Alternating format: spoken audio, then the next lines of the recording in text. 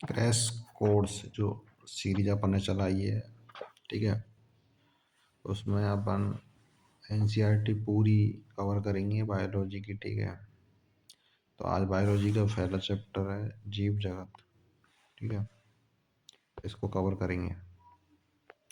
और ये बताऊंगा कौन सी लाइन इम्पोर्टेंट है और कौन सी लाइन से मतलब पीवाईक्यू मतलब ऐसे कौन सी लाइन से ज़्यादातर क्वेश्चन आते हैं, आने की संभावना है।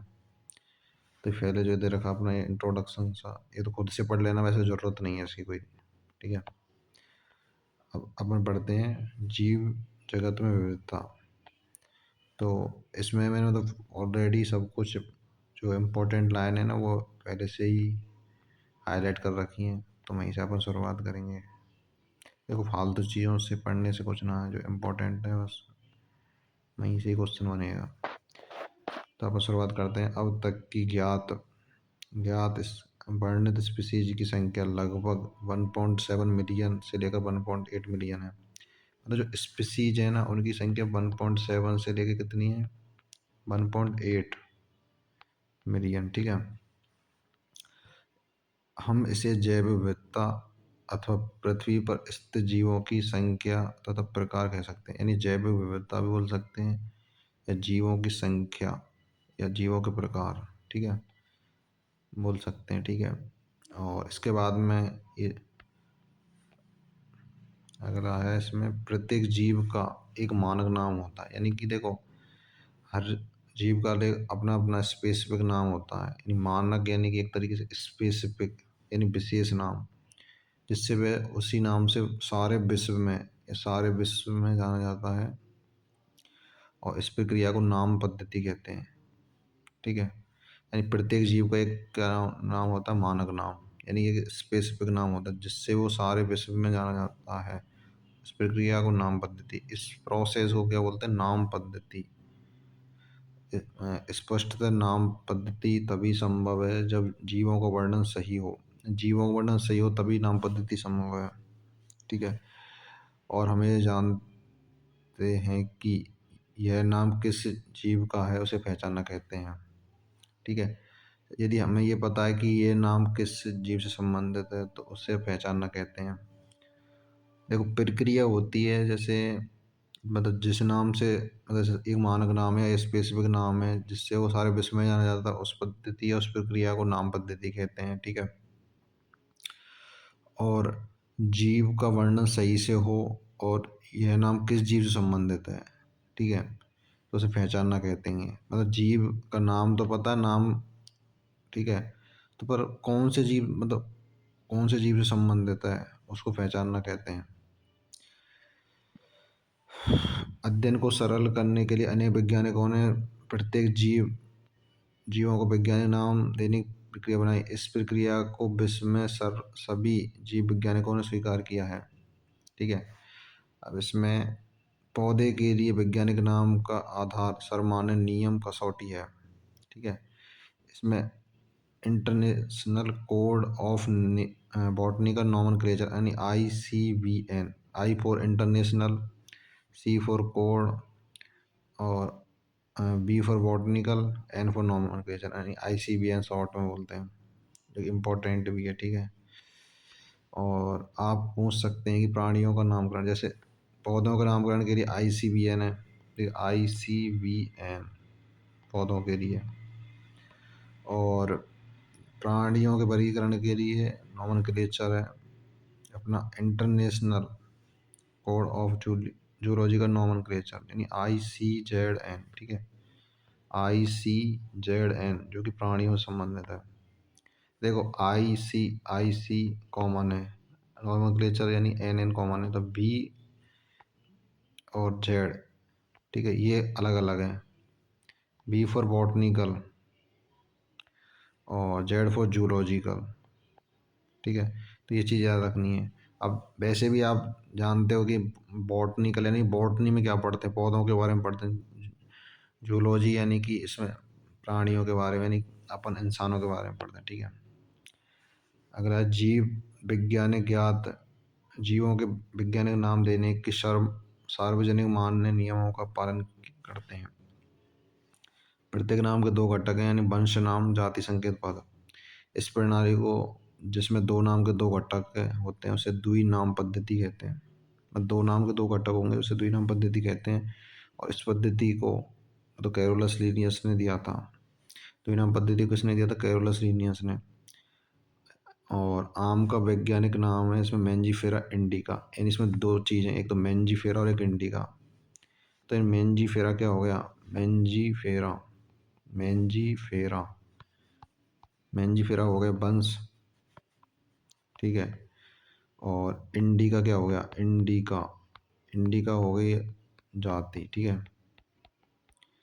ये चीज़ है।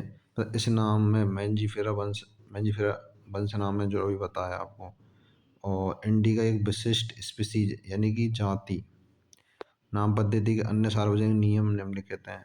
यानी कि नियम है इसके भी, मतलब ऐसा नहीं, ऐसे जो अपन नाम पद्धति है तो उसको अपन किसी भी तरीके से लिख सकते हैं, ऐसा नहीं है। स्पेसिफिक किसी नाम को लिखने के लिए स्पेसिफिक नियम है। जैसे जैविक नाम या प्राय लैटिन भाषा में होते हैं और तिरछे अक्षरों में लिखे जाते हैं। लैटिन भाषा में होते हैं और तिरछे अक्षरों में लिखे जाते हैं। इनका उद्भव चाहे कहीं से भी हुआ हो, पर लैटिनीकरण का उद्भव इम्पोर्टेंट, लैटिनीकरण का उद्भव माना जाता है। क्योंकि लैटिन भाषा का उत्पन्न है तो लैटिनीकरण, ठीक है। जैविक नाम में पहला शब्द वंश का मैंने बताया, और दूसरा जाति संकेत पद। यानी जैसे ये मैंजीफेरा इंडिका है, ठीक है। मैंजीफेरा इंडिका, तो इसमें पहला नाम वंश का, दूसरा जाति संकेत पद यानी जाति का होगा। तो इसमें क्या बोल रहा है? पहला शब्द वंश नाम, दूसरा जाति संकेत पद, ठीक है। जैविक नाम को जब हाथ से लिखते हैं तो दोनों को अलग अलग रेखा दिया जाता है। जैविक नाम को जब हाथ से लिखते हैं तो जैविक नाम को हाथ से लिखते हैं तो दोनों को अलग अलग रेखांकित किया जाता है। छपाई में तिरछा लिखा जाता है। रेखांकन उनके लैटिनीकरण उद्भव को समझाता है। लैटिन जो भाषा है उसके उद्भव को समझा जाता है। पहला अक्षर जो वंश नाम को, मैं देखो बार बार वही चीज़ आ रही, पहला अक्षर वंश नाम को जो बड़े अक्षरों में, ये इंपॉर्टेंट है कि बड़े अक्षर में लिखना है। जबकि जाति संकेत पद में छोटे अक्षर होने चाहिए। जाति संकेत पद में छोटे अक्षर होने चाहिए। ये है। यानी कि इस मैंजीफेरा इंडिका है, ठीक है। तो मैंजीफेरा में एम कैपिटल रहना चाहिए, बाकी स्मॉल चल जाएंगे। और इंडिका में सब स्मॉल चल जाएंगे, कोई दिक्कत ना है। पर जो फर्स्ट वर्ड है ना वो कैपिटल रहना चाहिए। अब अगला इसमें जाति संकेत पद के बाद जैविक नाम के अंत में लेखक का नाम। पहले वंश नाम, उसके बाद में जाति, उसके बाद में लेखक का नाम। और जैसे प्रभेद वगैरह दे रखा है तो उसके बाद में प्रभेद लिख सकते हो, ठीक है। ये सीधे पहले वंश नाम, फिर जाति, फिर लेखक का नाम, फिर प्रभेद, ऐसे। तो इसमें भी वो दे रहा है जाति संकेत के बाद में जैविक नाम के अंत में लेखक का नाम, ठीक है। और इसे संक्षेप में लिखा जाता है। उदाहरण कि मैंजीफेरा इंडिका लेन, यानी इसका अर्थ है कि पहले स्पीसीज का वर्णन लीनियस ने किया था। किसने किया था? लीनियस। अब लिखा था ना मैंजीफेरा इंडिका लेन, ये क्या हो गया? वंश हो गया, ठीक है। मैंजीफेरा क्या है? वंश। इंडिका क्या हो गया? जाति। और लीन, लीन फॉर लीनियस, यानी कि ये किसका नाम है? लेखक का नाम। ये क्या किसका नाम है? लेखक का नाम। मैंजीफेरा वंश हो गया, इंडिका जाति हो गई, और लीन क्या है? लेखक का नाम। यद्यपि सभी जीवों का अध्ययन करना असंभव है। सभी जीवों का भाई अध्ययन करना असंभव है, इसलिए एक ऐसी युक्ति बनाई जिससे सभी जीवों का अध्ययन करना संभव हो सके। तो इस प्रक्रिया को वर्गीकरण कहते हैं, यानी क्लासिफिकेशन। अब ये चीज़ें इतना इम्पोर्टेंट है नहीं, तो खुद से पढ़ सकते हो, बाकी ऐसा कोई इम्पोर्टेंट नहीं है, ठीक है। जो इम्पोर्टेंट लाइन है जो मैं पहले पहले हाईलाइट कर रखी उनको ही मैं बताऊँगा, ठीक है। इनसे बाहर एक भी क्वेश्चन नहीं आएगा। और तुमको एक्स्ट्रा पढ़ना है तो खुद से भी पूरी पढ़ सकते हो, बाकी मैं जो पढ़ा रहा हूँ उसको भी फॉलो कर सकते हो। विशेषीकरण, पहचान, वर्गीकरण, नाम पद्धति ऐसी प्रणाली है जो वर्गीकी या वर्गीकरण विज्ञान का आधार है। इस वर्गीकरण का आधार क्या है? विशेषीकरण। विशेषीकरण और पहचान और वर्गीकरण और नाम पद्धति, ठीक है। ये चीज़ें विशेषीकरण, पहचान, वर्गीकरण, नाम पद्धति, इन वर्गीकी या वर्गीकरण विज्ञान का आधार है विशेषीकरण, पहचान, वर्गीकरण, नाम पद्धति, ठीक है। जीवों का मतलब विभिन्न जीवों के वर्गीकरण का आधार उपयोग पर, मतलब विभिन्न जीव हैं उनको जो आधार क्या उपयोग पर आधारित हैं वो। काफी समय में मानव विभिन्न प्रकार के जीवों के विषय में जानने और उनकी विविधता सहित उनके संबंध में रुचि लेता रहा है। अध्ययन की इस शाखा को वर्गीकरण पद्धति सिस्टेमेटिक, इंग्लिश में सिस्टेमेटिक, हिंदी में वर्गीकरण पद्धति। सिस्टेमेटिक का अर्थ है नियमित, मतलब सिस्टेमा से है, लैटिन शब्द क्या है सिस्टेमा, जिसका अर्थ है जीवों की नियमित व्यवस्था। हिंदी में नियमित व्यवस्था वैसे सिस्टेमा, सिस्टेमेटिक होता है ना, सिस्टेमेटिक तरीके से, नियमित तरीके से वो चीज़ है सिस्टेमेटिक। नाम से पता चलता सिस्टेमेटिक यानी सिस्टेमेटिक तरीके से, ठीक है। इसमें से हटा दो तो सिस्टेमेटिक नहीं बनना है, कि सिस्टेमेटिक तो जानते होंगे ना, जो व्यवस्था होती है नियमित रूप से, मतलब जीवों की व्यवस्था कैसी होनी चाहिए, नियमित, इनरेगुलर नहीं, इनरेगुलर नहीं होनी चाहिए, रेगुलर तौर पे होनी चाहिए। लीनिया लीनियस ने अपने पब्लिकेशन का टाइल सिस्टेमा नेचर को चुना है। लीनियस ने अपना पब्लिकेशन का टाइल किसको चुना है, सिस्टेमा, सिस्टेमा नेचर, ठीक है। और वर्गीकरण पद्धति में पहचान, नाम पद्धति, वर्गीकरण को शामिल किया, पहचान को, नाम पद्धति को, वर्गीकरण को, जो मैं पहले बता दिया आपको। वर्गीकरण पद्धति में जीवों के विकास संबंध का विधान रखा जाता है। अगला है पॉइंट नंबर 1.2, यानी कि वर्गीकरण संवर्ग। वर्गीकरण एक कल सोपन प्रक्रम नहीं है, मतलब भाई ऐसा नहीं है कि एक प्रक्रम में या एक प्रोसेस में ख़त्म हो रहा है, मतलब ऐसा है कि डिफरेंट डिफरेंट प्रोसेस से मिलके, डिफरेंट डिफरेंट तरीके से मिलके बना हुआ है ये वर्गीकरण। बल्कि इसमें पदानुक्रम सोपान होते हैं, जिससे प्रत्येक प्रत्येक सोपान अथवा वर्ग को, मतलब प्रत्येक सोपान वर्ग को बताएगा, चूँकि संवर्ग वर्गीय की व्यवस्था है, इसलिए इसे वर्गीय संवर्ग कहते हैं। इन सोपान किसको बताएगा, वर्ग को, और ऐसे याद रख सकते हो, मैं बताऊँ। सोपान सोपान किसको बताएगा, वर्ग, और वर्ग से मिलके क्या बनता है, समवर्ग, वर्ग से मिलके क्या बनता है, समवर्ग, ठीक है। और समवर्ग से मिलके ये ऐसा लगा लो, समवर्ग से मिलके क्या बनता है, वर्गी की समवर्ग, वर्गी की समवर्ग, ठीक है, ऐसे याद रख सकते हो। पहले सोपान, सोपान से वर्ग, वर्ग से समवर्ग, समवर्ग से वर्ग की समवर्ग, ठीक है। सभी चारों समवर्ग मिलकर वर्ग की पदानुक्रम, फिर सभी चारों समवर्ग मिलके क्या बनाएंगे, वर्गी की पदानुक्रम, वर्गी की पदानुक्रम, ये चीज़ है। एक बार रिपीट कर रहा हूँ, सोपान से वर्ग बनता, वर्ग से मिलके समवर्ग, समवर्ग से वर्गी की समवर्ग, ये चारों मिलके बनाएंगे वर्गी की पदानुक्रम है। प्रत्येक समवर्ग वर्गीकरण की इकाई है, प्रत्येक समवर्ग है ना, तो वर्गीकरण की एक इकाई को प्रदर्शित करता है और एक पद को दिखाता है, और इसे प्राय वर्गक या टैक्सोन कहते हैं। सभी ज्ञात जीवों के वर्गीकरण अध्ययन से सामान्य संवर्ग जैसे जगत, संघ, इसको फाइलम बोलते हैं, भाग, पौधे के लिए वर्ग, क्लास, गण, ऑर्डर, कुल, फैमिली, वंश, जीन्स, जाति, स्पीसीज का विकास हुआ। इसमें फर्स्ट है स्पीसीज, जीवों के वर्ग जिसमें मौलिक समानता होती है उसे स्पीसीज कहते हैं। यानी किसमें समानता होनी चाहिए, वर्गों में, वर्गों में मौलिक समानता होगी तो उससे जाति। जैसे मेंजिफेरा इंडिका यानी आम, आम, ठीक है। सोलेनम ट्यूबरोसम यानी आलू, पैंथेरा लियो यानी कि शेर। अब से इंडिका इसमें जाती है, ट्यूबरोसम भी इसमें जाती है, इसमें लियो। तो पहला तो वंश शब्द को मैंने बताया आपको, पहला तो वंश को प्रदर्शित करेगा, ठीक है। और दूसरा अपना जाति संकेत पद को, तो पहला वंश हो गया, जैसे मेंजिफेरा, इसमें वंश है, इंडिका जाती है, इसमें सोलेनम वंश है, ट्यूबरोसम जाती है, इसमें पैंथेरा वंश है, लियो इसमें जाती है। तो इन तीनों नामों में जैसे इंडिका, ट्यूबरोसम, लियो जाति संकेत पद, ठीक है। जबकि पहले शब्द जैसे मेंजिफेरा, सोलेनम, पैंथेरा वंश के नाम है। अब समझ में आ गया बस। अब वंश और जाति में कन्फ्यूजन तो होगा नहीं, ठीक है। मल्टीपल बार बता दिया मैंने। ये टैक्सा अथवा संवर्ग का निरूपण करता है, ठीक है। उदाहरण में पैंथेरा में, उदाहरण के लिए पैंथेरा में एक अन्य जाति संकेत पद है, एक अन्य जाति संकेत पद है जिसे टिग्रिस कहते हैं। सोलेनम वंश में नाइग्रिम मेलोंजेना भी आते हैं।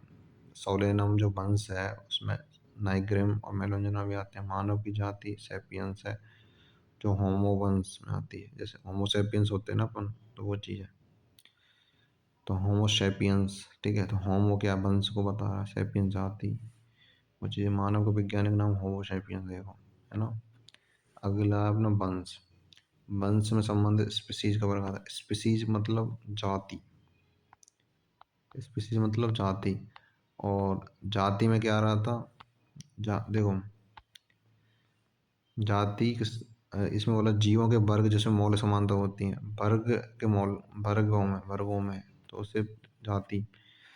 और इसमें वंश में संबंधित स्पीसीज का वर्ग आता है।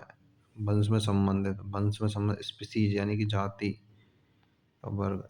स्पीसीज के गुण अन्य वंश में स्थित स्पीसीज की तुलना में समान हो। मतलब स्पीसीज यानी जातियों गुण समान होने चाहिए, और वहाँ में जाति अपन पढ़ रहे तो उसमें मतलब वर्गों के जो गुण समान होने चाहिए। अब इसमें देखो उदाहरण के लिए जैसे आलू, टमाटर, बैंगन, ये दोनों अलग अलग स्पीसीज हैं, पता है ये सब अलग अलग हैं भाई। तो ये सोलेनम वंश में आम है, परंतु वंश सेम है, इनको एक ही सेम है, मतलब एक ही वंश में आते हैं आने को, पर वो जैसे स्पीसीज यानी कि जाति अलग अलग है, ठीक है। जैसे शेर का पैंथेरा लियो, चीता का पैंथेरा पार्डस, ठीक है। तो इसमें देखो वंश तो सेम है परंतु जाति अलग है। जैसे लियो जो कि अलग जाती है, इसमें पैंथेरा पार्डस में पार्डस अलग जाती है। इसमें या पैंथेरा टिग्रस में टिग्रस मतलब अलग जाती है ना। इसमें बहुत से गुण हैं, वे सभी पैंथेरा वंश में आते हैं। ये वंश एक दूसरे वंश यानी कि फेलिस जैसे बिल्ली से भिन्न है, तो वही चीज़ है। अब इसमें देखो पैंथेरा वंश हो गया, पैंथेरा क्या हो गया वंश, लियो क्या हो गया जाति, ये चीज़ है। और चीता में पैंथेरा वंश हो गया, और पारडस यानी जाति। पैंथेरा टिग्रिस में पैंथेरा वंश हो गया, टिग्रिस जाति, ठीक है। अब अपना अगला है कुल। अगला संवर्ग कुल है जिससे संबंधित वंश आते हैं, यानी कुल से संबंधित क्या आते हैं, वंश, ठीक है। जाति से संबंधित क्या आते हैं, वर्ग।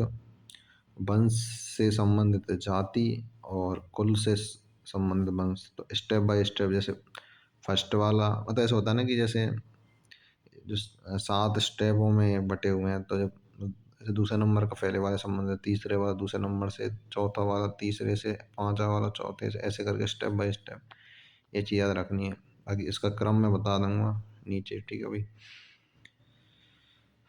कुल के वर्गीकरण का आधार है पौधे की कायक और जनन गुण, जो कि इम्पोर्टेंट है। यानी कुल का जो वर्गीकरण क्लासिफिकेशन जो किया जाएगा किस बेसिस पे, कायक और जनन गुण।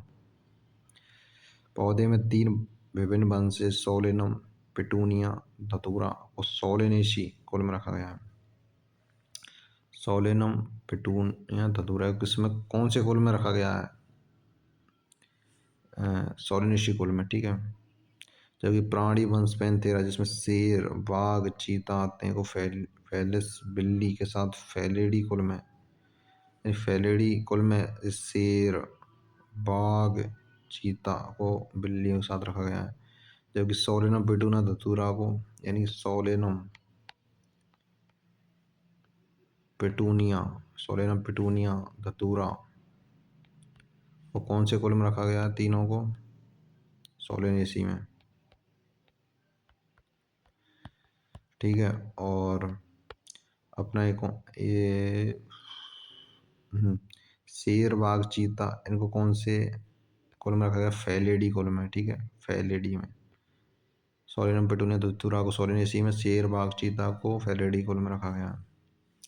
विभिन्न कुल कैनिडी फेलिडी में रखा गया, ठीक है। गण ऑर्डर संवर्ग जैसे स्पीसीज, वंश, कुल समान 3 लक्षणों पर आधारित है, ठीक है। प्राय गण अन्य उच्चतर वर्गीय की संवर्ग की पहचान लक्षणों के समूहन के आधार पर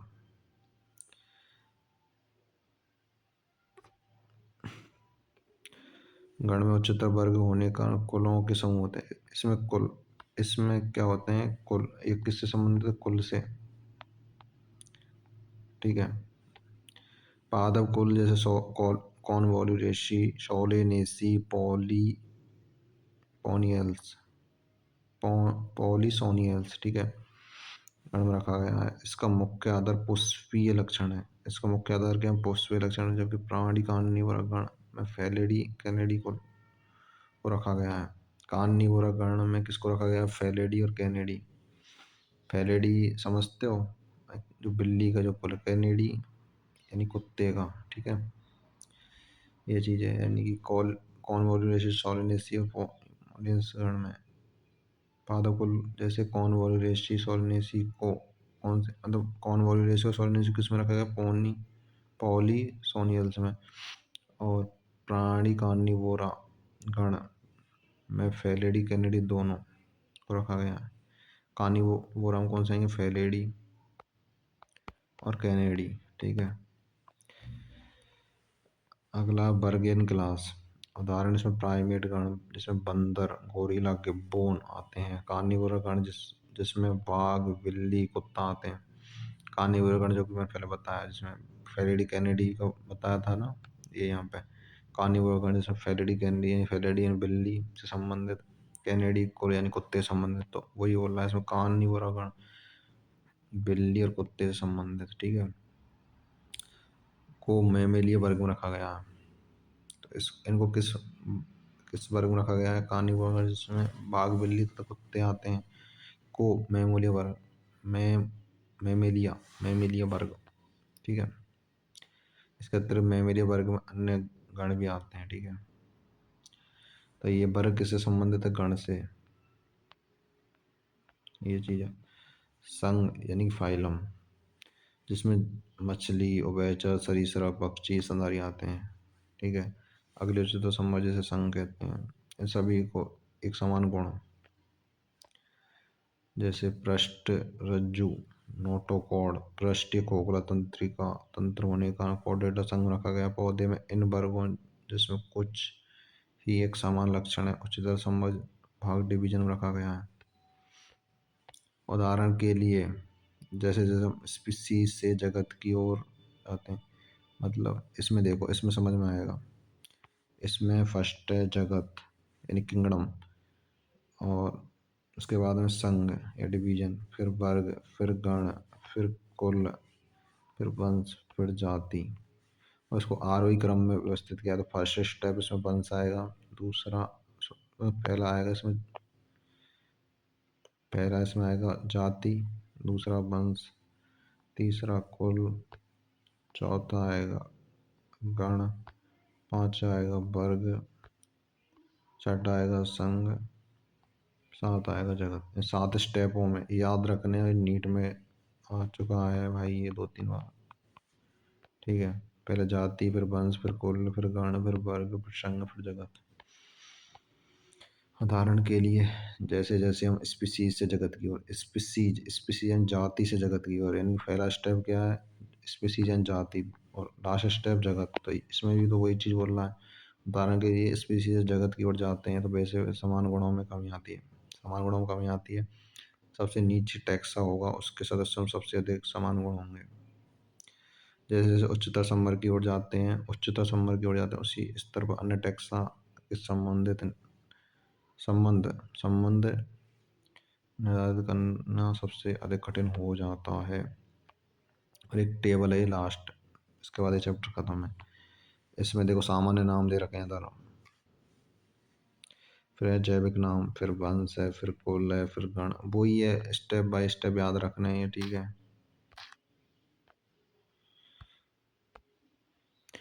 फिर ये संघ हो गया, भाग बोलते हैं इसको। अब इसमें जैसे मानव का जैविक नाम होमो सैपियंस। होमो क्या है? इसमें वंश। होमो क्या है? वंश। सैपियंस का जाति।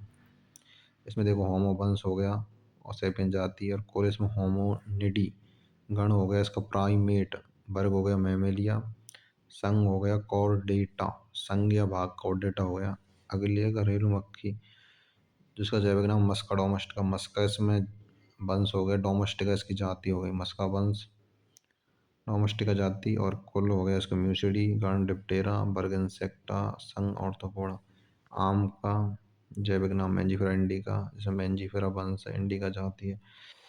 मैंजीफेरा वंश, इंडिका क्या है जाति। एनाकार्डिया कोल हो गया, सेपेंडेल्स गण हो गया, वर्ग यानी डाइकोटिलिडीन, और संज्ञा भाग एंजियोस्पर्म।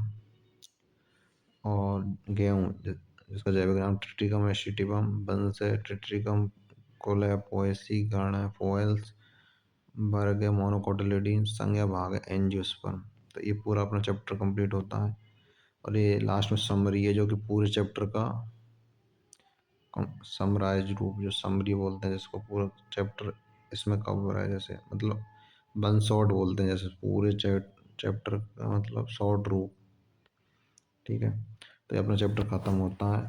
तो आज का लेक्चर अपन यहीं समाप्त करते हैं। और जिनको भी लेक्चर समझ में आया, या जिनको जो भी स्टूडेंट इनसे संबंधित तैयारी कर रहे हैं, तो वो चैनल को सब्सक्राइब कर लो और टेलीग्राम चैनल को ज्वाइन कर लो। वहाँ पे आपको पूरे नोट्स वगैरह, ठीक है, और एनसीईआरटी हाईलाइट सारी चीज़ें, फिजिक्स केमिस्ट्री फार्मूला सीट, और फिजिक्स केमिस्ट्री के नोट्स, बायोलॉजी के नोट्स, सब कुछ मिल जाएगा आपको टेलीग्राम चैनल पर। ठीक है,